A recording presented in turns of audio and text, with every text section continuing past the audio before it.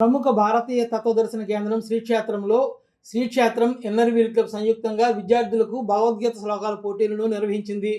విద్యార్థులు ఈ పోటీల్లో ఉత్సాహంగా పాల్గొన్నారు.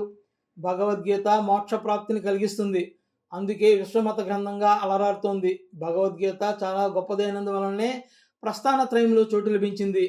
ప్రస్థానత్రయములు అనగా దశోపనిషత్తులు, భగవద్గీత, బ్రహ్మసూత్రాలు. పద్మపురాణం ప్రకారం గీతాపారాయణం చేయడం వల్ల కలిగే ఫలితాల గురించి లక్ష్మీదేవికి శ్రీమన్నారాయణుడు, పార్వతీదేవికి పరమశివుడు చెప్పారు. ధర్మక్షేత్రే కురుక్షేత్రే అనే మొదటి శ్లోకాన్ని 25,000 సార్లు జపిస్తే కార్యసిద్ధి కలుగుతుంది. భగవద్గీతను మోక్ష సప్తసతి అంటారు. వరాహ పురాణం ప్రకారం తామరాకు అంటని నిర్మల జలం రీతిగా గీతాపారాయణం చేసేవారికి పాపాలు అంటుకోవు. భగవద్గీతను సగభాగం పారాయణం చేసినా గోదాన పుణ్యఫలం లభిస్తుంది. అనునిత్యం పారాయణం చేసేవారికి మోక్ష ప్రాప్తి కలుగుతుంది.